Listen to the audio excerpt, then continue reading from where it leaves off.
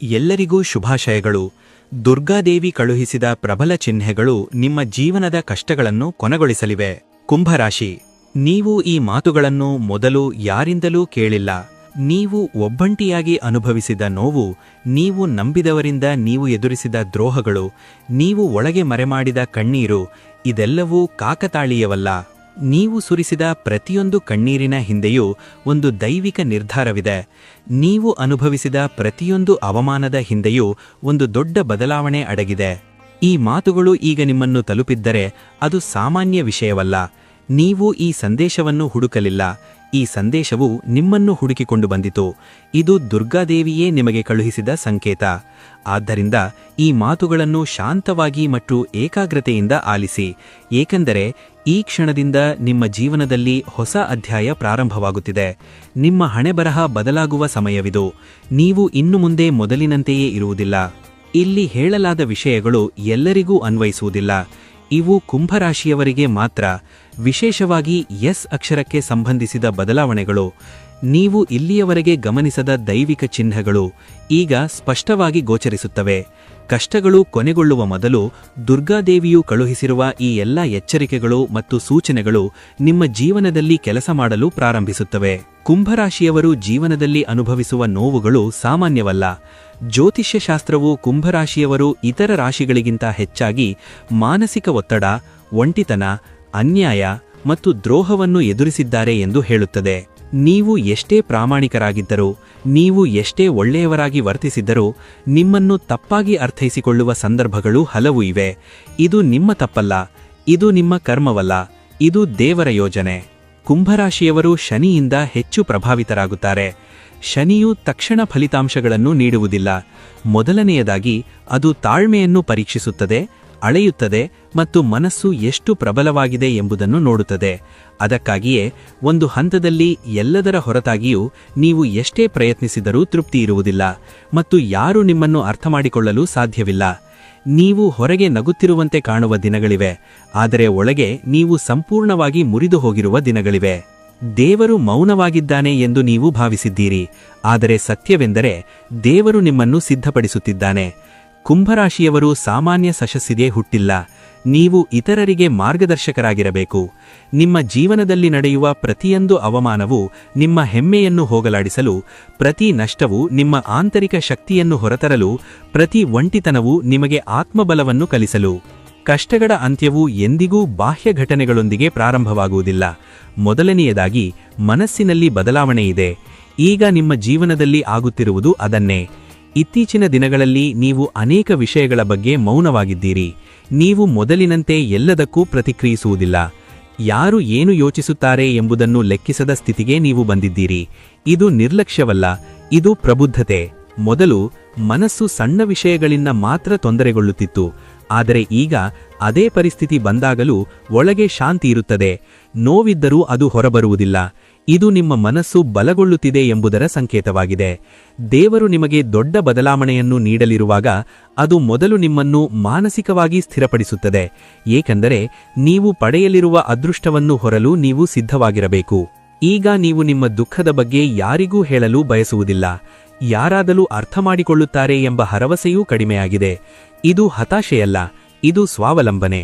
ನೀವು ನಿಮ್ಮ ಮೇಲೆ ಅವಲಂಬಿಸಲು ಕಲಿಯುತ್ತಿದ್ದೀರಿ. ಹಳೆಯ ಜನರು ಮತ್ತು ಹಳೆಯ ಸಂಬಂಧಗಳಲ್ಲಿ ಆಸಕ್ತಿ ಕಳೆದುಕೊಳ್ಳುವುದು ಸಹಜ, ಏಕೆಂದರೆ ನೀವು ಹೊಸ ಹಂತವನ್ನು ಪ್ರವೇಶಿಸುತ್ತಿದ್ದೀರಿ. ಹಳೆಯ ಶಕ್ತಿಗಳು ನಿಮ್ಮೊಂದಿಗೆ ಬರುವುದಿಲ್ಲ.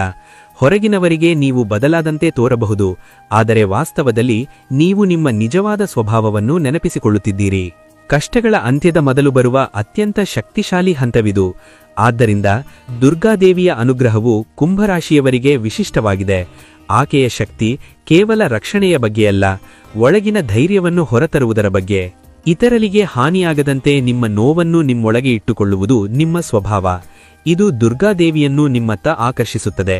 ಈಗ ದುರ್ಗಾದೇವಿಯ ಪ್ರಭಾವವು ನಿಮ್ಮ ಜೀವನದಲ್ಲಿ ಸ್ಪಷ್ಟವಾಗಿ ಕೆಲಸ ಮಾಡಲು ಪ್ರಾರಂಭಿಸಿದೆ. ಇತ್ತೀಚಿನ ದಿನಗಳಲ್ಲಿ ದುರ್ಗಾದೇವಿಯ ಹೆಸರು ಕೇಳಿಬಂದಿದ್ದರೆ, ದುರ್ಗಾದೇವಿಯ ದೇವಾಲಯಗಳು ಎದುರಾಗಿದ್ದರೆ ಮತ್ತು ದುರ್ಗಾದೇವಿಯ ಬಗ್ಗೆ ಎಲ್ಲೋ ಕೇಳಿಬಂದಿದ್ದರೆ, ಇವು ಕಾಕತಾಳೀಯವಲ್ಲ, ಅವಳು ನಿಮ್ಮ ಮೇಲೆ ಕಣ್ಣಿಟ್ಟಿದ್ದಾಳೆ ಎಂಬುದರ ಸಂಕೇತಗಳಾಗಿವೆ. ದುರ್ಗಾದೇವಿಯ ಅನುಗ್ರಹವು ಪೂಟಿಕೆಯಂತೆ ಹಿಡಿದಂತೆ ಬರುವುದಿಲ್ಲ. ಮೊದಲನೆಯದಾಗಿ ಅವಳು ನಿಮ್ಮ ಸುತ್ತಲಿನ ನಕಾರಾತ್ಮಕ ಶಕ್ತಿಗಳನ್ನು ತೆಗೆದುಹಾಕುತ್ತಾಳೆ. ನಿಮ್ಮನ್ನು ಹಾನಿ ಮಾಡಿದವರನ್ನು ಅವಳು ನಿಮ್ಮ ಮಾರ್ಗದಿಂದ ತೆಗೆದುಹಾಕುತ್ತಾಳೆ. ನಿಮ್ಮ ಮೇಲೆ ಆರೋಪಿಸಿದವರ ನಿಜವಾದ ಸ್ವರೂಪವನ್ನು ಅವಳು ಬಹಿರಂಗಪಡಿಸುತ್ತಾಳೆ. ಈ ಸಮಯದಲ್ಲಿ ನಿಮಗೆ ಸ್ವಲ್ಪ ಅಸಹನೆ ಅನಿಸಬಹುದು, ಆದರೆ ಆಗ ಮಾತ್ರ ನಿಜವಾದ ಶಾಂತಿ ಬರುತ್ತದೆ. ಕುಂಭರಾಶಿಯವರು ದುರ್ಗಾದೇವಿಯ ಕೃಪೆಯಿಂದ ಎಚ್ಚರವಾದ ನಂತರ ಹಿಂಸರಿಯುವ ಅಗತ್ಯವಿಲ್ಲ. ಅವಳು ನೀಡುವ ಶಕ್ತಿ ಶಾಶ್ವತ. ಈಗ ನೀವು ಅದೇ ಶಕ್ತಿಯನ್ನು ಪಡೆಯಲಿದ್ದೀರಿ. ಕುಂಭರಾಶಿಯವರ ಜೀವನದಲ್ಲಿ ಕಾಣಿಸುವ ಮೊದಲ ಚಿಹ್ನೆಯು ಕನಸುಗಳ ಮೂಲಕ ಬರುತ್ತದೆ. ಸಾಮಾನ್ಯವಾಗಿ ಕನಸುಗಳನ್ನು ನೆನಪಿಸಿಕೊಳ್ಳದವರೂ ಸಹ ಈಗ ಕೆಲವು ವಿಶೇಷ ಕನಸುಗಳನ್ನು ಸ್ಪಷ್ಟವಾಗಿ ನೆನಪಿಸಿಕೊಳ್ಳುತ್ತಾರೆ. ತಾಯಿ, ದೀಪ, ಸಿಂಹ, ಕೆಂಪು ಬಣ್ಣ, ದೇವಾಲಯ ಮತ್ತು ಗಂಟೆಯ ಶಬ್ದವಂತಹ ದೃಶ್ಯಗಳು ಕನಸಿನಲ್ಲಿ ಕಾಣಿಸಿಕೊಂಡರೆ ಇವು ದೈವಿಕ ಚಿಹ್ನೆಗಳು, ಅಂದರೆ ನಿಮ್ಮ ತೊಂದರೆಗಳು ಕೊನೆಗೊಂಡಿವೆ. ಎರಡನೆಯ ಚಿಹ್ನೆಯು ಅನಿಶ್ಚಿತ ಅಡೆತಡೆಗಳನ್ನು ತೆಗೆದುಹಾಕುವುದು. ದೀರ್ಘಕಾಲದಿಂದ ಸ್ಥಗಿತವಾಗಿರುವ ವಿಷಯಗಳು ಇದ್ದಕ್ಕಿದ್ದಂತೆ ಚಲಿಸಲು ಪ್ರಾರಂಭಿಸುತ್ತವೆ. ಒಂದು ಸಣ್ಣ ಅವಕಾಶವು ದೊಡ್ಡ ಮಾರ್ಗವನ್ನು ತೋರಿಸುತ್ತದೆ. ಇದು ಅದೃಷ್ಟವಲ್ಲ, ಇದು ದೈವಿಕ ಅನುಗ್ರಹ.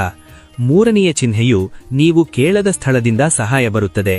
ಯಾರಾದರೂ ಮುಂದೆ ಬಂದು ಸಹಾಯ ಹಸ್ತ ನೀಡುತ್ತಾರೆ. ಇದು ಮಾನವ ರೂಪದಲ್ಲಿ ದೈವಿಕ ಸಹಾಯ. ಈ ಸಮಯದಲ್ಲಿ ಆ ಸಹಾಯವನ್ನು ತಿರಸ್ಕರಿಸಬೇಡಿ. ಈ ಮೂರು ಲಕ್ಷಣಗಳು ಕಾಣಿಸಿಕೊಂಡರೆ ಉಳಿದವೂ ಸಹ ಶೀಘ್ರದಲ್ಲಿ ಕಾಣಿಸಿಕೊಳ್ಳುತ್ತವೆ. ಈಗ ಎಸ್ ಅಕ್ಷರವು ಕುಂಭರಾಶಿಯವರ ಜೀವನದಲ್ಲಿ ಪ್ರಮುಖ ಪಾತ್ರ ವಹಿಸಲಿದೆ. ಅದು ಒಬ್ಬ ವ್ಯಕ್ತಿಯ ಹೆಸರಾಗಿರಬಹುದು, ಒಂದು ಊರಿನ ಹೆಸರಾಗಿರಬಹುದು, ಒಂದು ಸಂಸ್ಥೆಯಾಗಿರಬಹುದು, ಅಥವಾ ಒಂದು ಘಟನೆಯಾಗಿರಬಹುದು.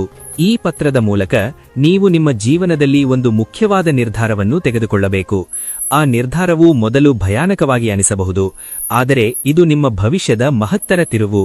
ಈ ಹಂತದಲ್ಲಿ ಅನೇಕ ಜನರು ಒಂದು ಹೆಜ್ಜೆ ಹಿಂದೆ ಇಡುತ್ತಾರೆ, ಆದರೆ ಬಿಟ್ಟುಕೊಡಬೇಡಿ, ಏಕೆಂದರೆ ಇದು ದೇವರು ತೆರೆದ ಬಾಗಿಲು.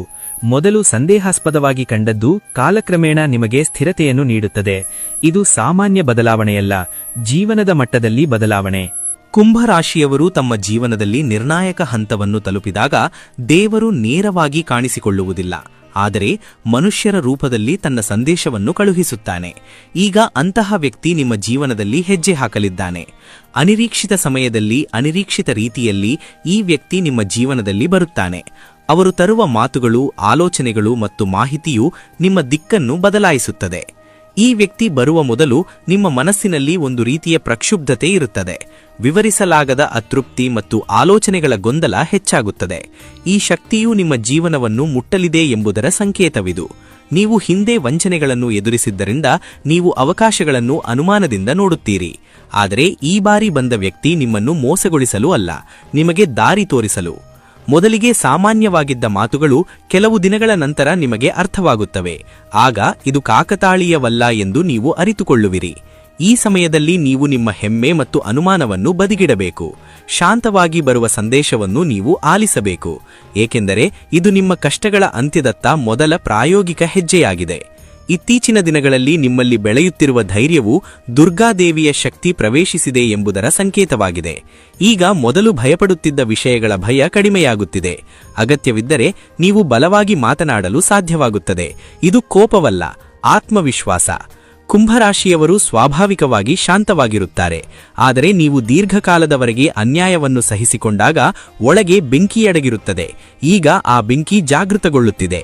ಇದು ಇತರರಿಗೆ ಹಾನಿ ಮಾಡಲು ಅಲ್ಲ, ನಿಮ್ಮ ಹಕ್ಕುಗಳನ್ನು ರಕ್ಷಿಸಲು, ನಿಮ್ಮ ಜೀವನವನ್ನು ನಿಯಂತ್ರಿಸಲು. ಈ ಹಂತದಲ್ಲಿ ನೀವು ತೆಗೆದುಕೊಳ್ಳುವ ನಿರ್ಧಾರಗಳು ಬಹಳ ಮುಖ್ಯ. ಅನಗತ್ಯ ಸಂಬಂಧಗಳನ್ನು ತೆಗೆದುಹಾಕಲಾಗುತ್ತದೆ. ಸಮಯ ಮತ್ತು ಶಕ್ತಿಯನ್ನು ವ್ಯರ್ಥ ಮಾಡುವ ವಿಷಯಗಳಲ್ಲಿ ಆಸಕ್ತಿ ಕಡಿಮೆಯಾದಾಗ ಇದು ಸ್ವಯಂ ಶುದ್ಧೀಕರಣದ ಪ್ರಕ್ರಿಯೆ. ದುರ್ಗಾದೇವಿಯ ಶಕ್ತಿ ಬಂದಾಗ ಭಯ ಕಡಿಮೆಯಾಗುತ್ತದೆ, ಜವಾಬ್ದಾರಿ ಹೆಚ್ಚಾಗುತ್ತದೆ. ನೀವು ಇನ್ನು ಮುಂದೆ ಹಾಗೆಯೇ ಇರಲು ಸಾಧ್ಯವಿಲ್ಲ, ನೀವು ಬೆಳೆಯಬೇಕು. ಇದು ದೈವಿಕ ಆಜ್ಞೆ. ಹಳೆಯ ನೋವುಗಳನ್ನು ಮತ್ತೆ ಮತ್ತೆ ಅನುಭವಿಸುವುದು ಕಷ್ಟಗಳ ಅಂತ್ಯದ ಮೊದಲು ಅಂತಿಮ ಶುದ್ಧೀಕರಣವಾಗಿದೆ. ಈಗ ಕುಂಭರಾಶಿಯ ಜೀವನದಲ್ಲಿ ಅಂತಹ ವಿಶೇಷ ಹಂತವು ಪ್ರಾರಂಭವಾಗುತ್ತಿದೆ. ಹಳೆಯ ನೆನಪುಗಳು ಮತ್ತೆ ಮತ್ತೆ ಮನಸ್ಸಿಗೆ ಬರುತ್ತಿವೆ. ಘಟನೆಗಳು, ಜನರು, ನೀವು ಮರೆತಿದ್ದೀರಿ ಎಂದು ಭಾವಿಸಿದ ಮಾತುಗಳು ಇದ್ದಕ್ಕಿದ್ದಂತೆ ನೆನಪಿಗೆ ಬರುತ್ತವೆ. ಇದೆಲ್ಲವೂ ಕಾಕತಾಳೀಯವಲ್ಲ, ಇದು ನಿಮ್ಮನ್ನು ಮತ್ತೆ ನೋಯಿಸಲುವಲ್ಲ, ನೋವನ್ನು ಸಂಪೂರ್ಣವಾಗಿ ತೆಗೆದುಹಾಕಿ ಶುದ್ಧೀಕರಿಸಲು ನಡೆಯುತ್ತಿರುವ ದೈನಿಕ ಪ್ರಕ್ರಿಯೆ. ಹೊಸ ಅಧ್ಯಾಯವನ್ನು ಪ್ರಾರಂಭಿಸುವ ಮೊದಲು ದೇವರು ಯಾವಾಗಲೂ ಹಳೆಯ ಪುಟಗಳನ್ನು ಮುಚ್ಚುತ್ತಾರೆ. ಆ ಸಮಯದಲ್ಲಿ ನೀವು ಒಮ್ಮೆ ಆ ನೋವನ್ನು ಸಂಪೂರ್ಣವಾಗಿ ಅನುಭವಿಸಬೇಕು. ಈ ಹಂತದಲ್ಲಿ ಕೆಲವರು ಅಳುತ್ತಾರೆ, ಕೆಲವರು ಮೌನವಾಗುತ್ತಾರೆ, ಇತರರು ಒಂಟಿತನ ಅನುಭವಿಸುತ್ತಾರೆ. ಇದೆಲ್ಲವೂ ಸಹಜ. ಆದರೆ ಮುಖ್ಯವಾದ ವಿಷಯವೇನೆಂದರೆ ನೀವು ಆ ನೋವಿನಲ್ಲಿ ಉಳಿಯಬಾರದು. ನೀವು ಅದನ್ನು ಗಮನಿಸಬೇಕು, ಸ್ವೀಕರಿಸಬೇಕು ಮತ್ತು ನಂತರ ಅದನ್ನು ಬಿಡಬೇಕು. ಈ ಶುದ್ಧೀಕರಣ ಪೂರ್ಣಗೊಂಡ ನಂತರ ನಿಮ್ಮ ಮನಸ್ಸು ತುಂಬಾ ಹಗುರವಾಗುತ್ತದೆ. ಆಗ ಮಾತ್ರ ನಿಜವಾದ ಬದಲಾವಣೆ ಪ್ರಾರಂಭವಾಗುತ್ತದೆ. ಕುಂಭರಾಶಿಯವರು ಈ ಹಂತವನ್ನು ಸರಿಯಾಗಿ ದಾಟಿದರೆ ಅದೇ ನೋವು ಮತ್ತೆ ಜೀವನದಲ್ಲಿ ಬರುವುದಿಲ್ಲ. ಇದು ಅಂತಿಮ ಬಿಟ್ಟುಕೊಡುವಿಕೆ, ಅಂತಿಮ ಕಣ್ಣೀರು. ನಿಮ್ಮ ಜೀವನದಲ್ಲಿ ನೀವು ಕೇಳುವ ಮಾತುಗಳು, ನೀವು ನೋಡುವ ಚಿಹ್ನೆಗಳು, ನೀವು ಭೇಟಿಯಾಗುವ ಜನರು ಈ ಸಮಯದಲ್ಲಿ ಬಹಳ ಮುಖ್ಯ. ಅವು ನಿಮ್ಮ ಭವಿಷ್ಯದ ಮೇಲೆ ಪರಿಣಾಮ ಬೀರುತ್ತವೆ. ಅದಕ್ಕಾಗಿಯೇ ನೀವು ಈ ಹಂತದಲ್ಲಿ ಅನಗತ್ಯ ವಾದಗಳನ್ನು ತಪ್ಪಿಸಬೇಕು. ಕೋಪ, ದೂಷಣೆ ಮತ್ತು ನಕಾರಾತ್ಮಕ ಆಲೋಚನೆಗಳನ್ನು ಕಡಿಮೆ ಮಾಡಬೇಕು. ಏಕೆಂದರೆ ನಿಮ್ಮ ಮನಸ್ಸಿನ ಸ್ಥಿತಿ ಈಗ ನಿಮ್ಮ ಮುಂಬರುವ ಹಂತವನ್ನು ನಿರ್ಧರಿಸುತ್ತದೆ. ದೇವರು ನಿಮ್ಮ ಆಲೋಚನೆಗಳನ್ನು ಗಮನಿಸುತ್ತಿದ್ದಾನೆ. ಈ ಸಮಯದಲ್ಲಿ ನಿಮ್ಮ ಮನಸ್ಸಿಗೆ ಒಂದು ಕಲ್ಪನೆ ಬಲವಾಗಿ ಬರುತ್ತದೆ. ಅದು ಉದ್ಯೋಗ, ವ್ಯವಸಾಯ, ನಿವಾಸ ಬದಲಾವಣೆ ಅಥವಾ ಜೀವನದ ದಿಕ್ಕಿನ ಸಂಬಂಧಿಸಿದ್ದು ಆಗಿರಬಹುದು. ಆ ಕಲ್ಪನೆಯನ್ನು ನಿರ್ಲಕ್ಷಿಸಬೇಡಿ. ಇದು ಭವಿಷ್ಯದ ಸಂಕೇತವಾಗಿದೆ. ಅಲ್ಲದೆ ಒಂದು ಸಣ್ಣ ಘಟನೆ ಸಂಭವಿಸುತ್ತದೆ. ಹೊರಗಿನಿಂದ ಅದು ಚಿಕ್ಕದಾಗಿ ಕಾಣಿದರೂ ಅದರ ಹಿಂದೆ ದೊಡ್ಡ ಅರ್ಥವಿದೆ. ಇವೆಲ್ಲವೂ ಒಟ್ಟಾಗಿ ನಿಮ್ಮ ಜೀವನದಲ್ಲಿ ಹೊಸ ಅಧ್ಯಾಯಕ್ಕೆ ಅಡಿಪಾಯ ಹಾಕುತ್ತವೆ. ಬದಲಾವಣೆ ಒಂದು ದಿನದಲ್ಲಿ ಅದ್ಭುತವಾಗಿ ಗೋಚರಿಸುವುದಿಲ್ಲ, ಆದರೆ ಅದು ನಿಧಾನವಾಗಿ ಮತ್ತು ಬಲವಾಗಿ ಕೆಲಸ ಮಾಡುತ್ತದೆ. ನಿಮ್ಮ ಜೀವನವು ಹದಗೆಡದಂತೆ ತಡೆಯಲು ಒಂದು ರೇಖೆಯನ್ನು ಎಳೆಯಲಾಗುತ್ತದೆ. ಕಷ್ಟಗಳು ಪೂರ್ಣವಾಗಿ ಹೋದರೂ ಅವು ನಿಮ್ಮನ್ನು ದುರ್ಬಲಗೊಳಿಸಲು ಸಾಧ್ಯವಿಲ್ಲ. ಈ ಹಂತದಲ್ಲಿ ಫೈನಾನ್ಷಿಯಲ್ ವಿಷಯಗಳಲ್ಲಿ ಒಂದು ಚಿಕ್ಕ ಸಕಾರಾತ್ಮಕ ಚಿಹ್ನೆ ಕಾಣಿಸಿಕೊಳ್ಳುತ್ತದೆ. ಒಂದು ಅವಕಾಶ, ಒಂದು ಮಾಹಿತಿ, ಒಂದು ಸಲಹೆ ಬರುತ್ತದೆ.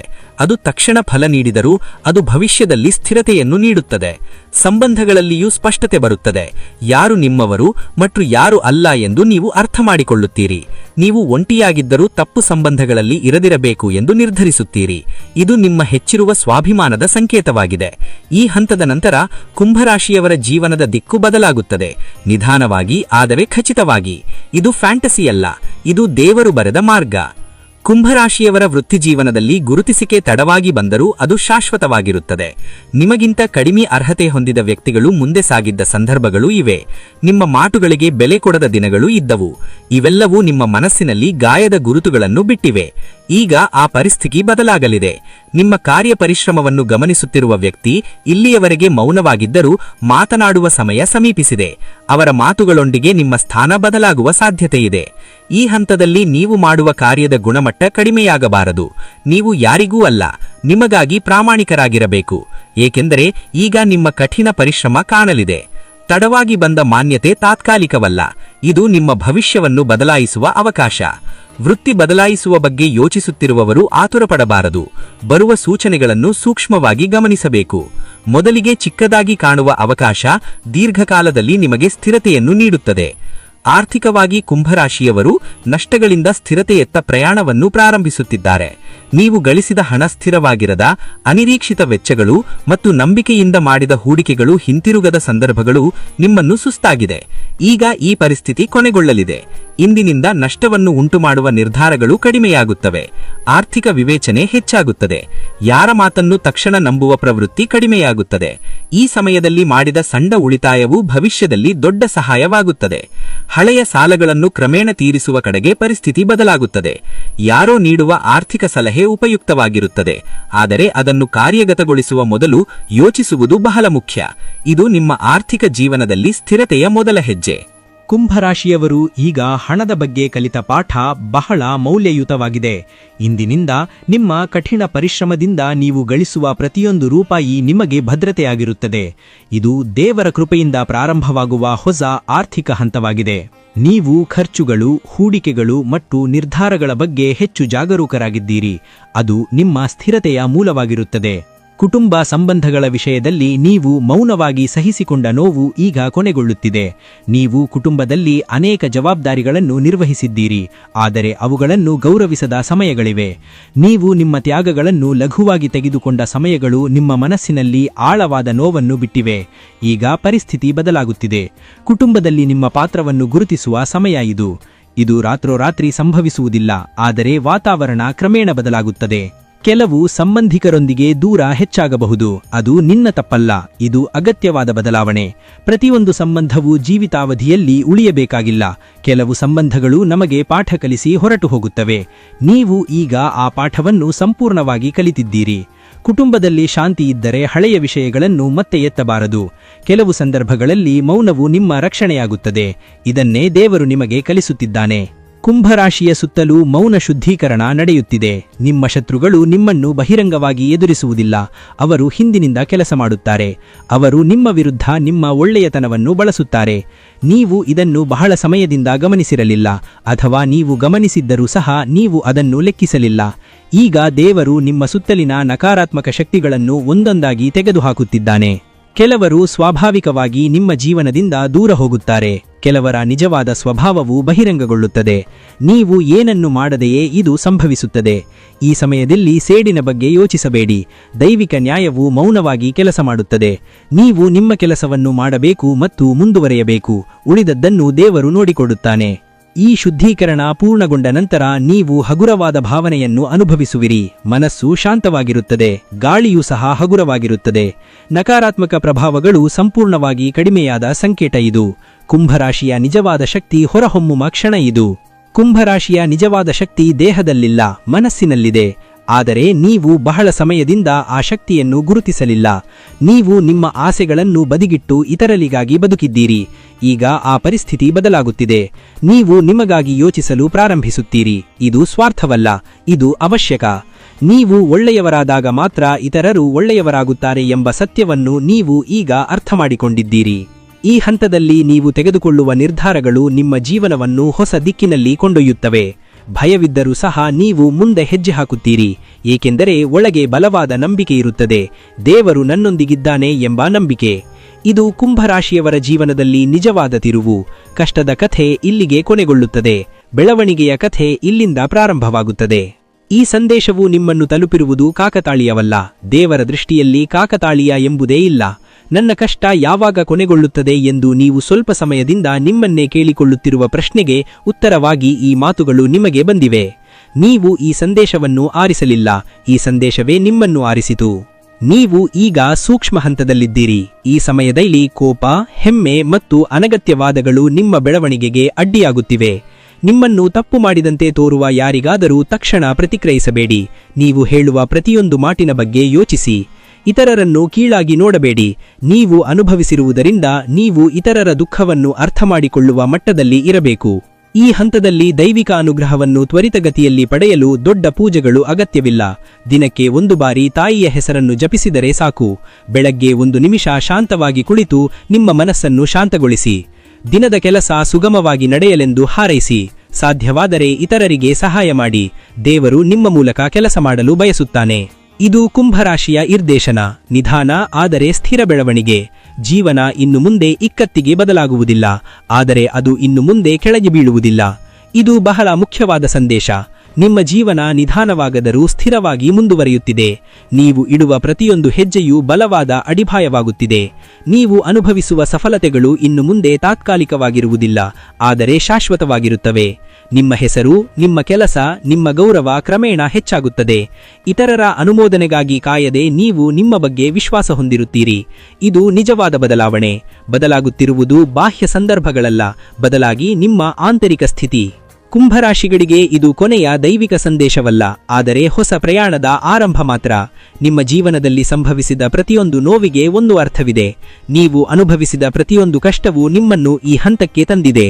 ಇನ್ನು ಮುಂದೆ ಹಿಂದಿರುಗಿ ನೋಡಬೇಕಾಗಿಲ್ಲ, ನೀವು ಮುಂದೆ ಮಾತ್ರ ನೋಡಬೇಕು. ದೇವರು ನಿಮಗೆ ನೀಡುವ ಉಡುಗೊರೆ ತಕ್ಷಣ ಕಾಣಿಸದಿದ್ದರೂ ಸಹ ಅದು ಖಂಡಿತವಾಗಿಯೂ ನಿಮ್ಮನ್ನು ತಲುಪುತ್ತದೆ. ತಾಳ್ಮೆ ಮತ್ತು ನಂಬಿಕೆಯನ್ನು ಬಿಡಬೇಡಿ. ನಿಮ್ಮ ಜೀವನ ಹೊಸ ಅಧ್ಯಾಯವನ್ನು ಪ್ರವೇಶಿಸುತ್ತಿದೆ. ಇದು ಅಂತ್ಯವಲ್ಲ, ಇದು ಆರಂಭ. ಕಥೆಯ ಅಂತ್ಯದಂತೆ ಕಾಣಬಹುದು, ಆದರೆ ವಾಸ್ತವದಲ್ಲಿ ನಿಮ್ಮ ಜೀವನದ ಒಂದು ಹಳೆಯ ಅಧ್ಯಾಯ ಇಲ್ಲಿಗೆ ಮುಗಿದಿದೆ. ನೀವು ಅನುಭವಿಸಿದ ನೋವು, ನೀವು ಯಾರಿಗೂ ಹೇಳದ ಕಣ್ಣೀರು, ನಿಮ್ಮ ಮನಸ್ಸಿನಲ್ಲಿ ಮರೆಗಿಟ್ಟ ಪ್ರಶ್ನೆಗಳು, ಇವೆಲ್ಲವನ್ನೂ ದೇವರು ಗಮನಿಸಿದ್ದಾನೆ. ಇನ್ನು ಮುಂದೆ ನೀವು ಒಂಟಿಯಾಗಿಲ್ಲ. ದುರ್ಗಾದೇವಿ ನಿಮ್ಮೊಂದಿಗಿದ್ದಾಳೆ. ನೀವು ಈ ಸಂದೇಶವನ್ನು ಸಂಪೂರ್ಣವಾಗಿ ಕೇಳಲು ಸಾಧ್ಯವಾದರೆ ನಿಮ್ಮಲ್ಲಿ ಇನ್ನೂ ಹೊಸಪೆ ಉಳಿದಿದೆ ಎಂದರ್ಥ. ಅದು ನಿಮ್ಮ ದೊಡ್ಡ ಶಕ್ತಿ. ನೀವು ಅನುಭವಿಸಿದ ಕಷ್ಟಗಳು ಶಿಕ್ಷೆಯಲ್ಲ, ಅವು ನೀವು ಪಡೆಯಲಿರುವ ಅದೃಷ್ಟಕ್ಕೆ ಮುನ್ನುಡಿ ಮಾತ್ರ. ಮುಂಬರುವ ದಿನಗಳಲ್ಲಿ ನಿಮ್ಮ ಜೀವನದಲ್ಲಿ ಆಗುವ ಬದಲಾವಣೆಗಳಿಂದ ನೀವೇ ಆಶ್ಚರ್ಯಚಕಿತರಾಗುವಿರಿ. ಈ ಸಂದೇಶವು ನಿಮ್ಮ ಹೃದಯವನ್ನು ಮುಟ್ಟಿದರೆ ಅದನ್ನು ನಿರ್ಲಕ್ಷಿಸಬೇಡಿ. ಒಂದು ಕ್ಷಣ ದುರ್ಗಾದೇವಿಯ ಹೆಸರನ್ನು ನೆನಪಿಸಿಕೊಂಡು ನಿಮ್ಮ ದುಃಖವನ್ನು ಅವಳ ಕೈಯಲ್ಲಿರಿಸಿ. ಅಂತಹ ಆಳವಾದ ಜ್ಯೋತಿಷ್ಯ ಸಂದೇಶಗಳು ನಿಮ್ಮ ಜೀವನಕ್ಕೆ ಮಾರ್ಗದರ್ಶಕವಾಗಿ ಕಾರ್ಯನಿರ್ವಹಿಸುತ್ತವೆ. ಈಗ ಈ ಮಂತ್ರವನ್ನು ಎಚ್ಚರಿಕೆಯಿಂದ ಪಠಿಸಿ. ಓಂ ದುಂ ದುರ್ಗಾಯೈ ನಮಃ. ಓಂ ಐಂ ಹ್ರೀಂ ಕ್ಲೀಂ ಚಾಮುಂಡೈ ವಿಚ್ಚೆ. ಓಂ ಶ್ರೀ ದುರ್ಗಾದೇವಿಯೈ ನಮಃ. ದುರ್ಗಾದೇವಿಯ ಕೃಪೆಯಿಂದ ನಿಮ್ಮ ಜೀವನ ಬೆಳಕಿನಿಂದ ತುಂಬಿರಲಿ ಎಂದು ನಾನು ಹಾಮಾರಿಕವಾಗಿ ಬಯಸುತ್ತೇನೆ. ಧನ್ಯವಾದಗಳು.